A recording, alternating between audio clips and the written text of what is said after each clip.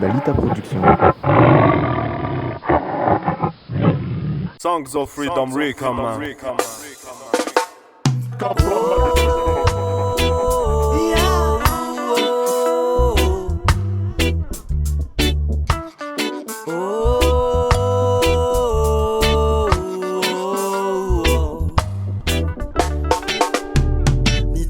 Tamtsika watsi ny fandray tanane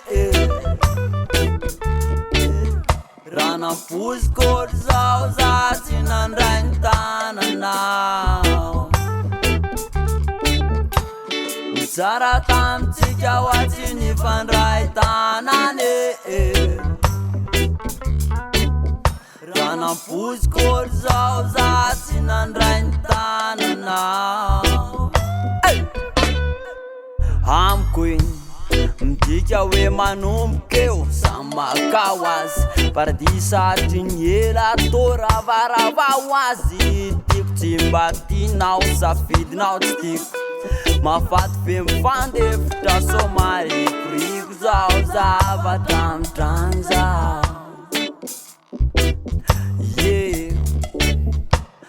Avetrany anao ny teny hoe ndao ifandao lasa narinao amitsy le mozikanao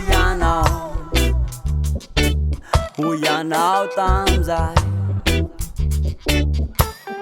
sambany angavy azafady rimamiko enao tsy azona lamafazay vitatreo ny antsika ro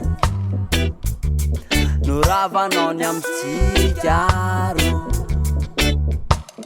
reny fitiavanao reny sao tsy vokatry ny fonao miaty reke music ty efa naty raha tsy maintsy ataoko ty na tsy ho tinao tsony aza.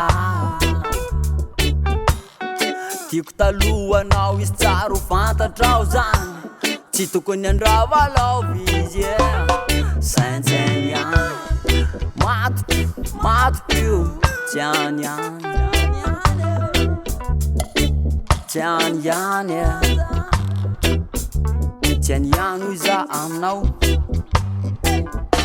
Aye ny tsara tamitsika watsi ny fandray tanane raha nampozikôry zao za tsy nandray ny tananao.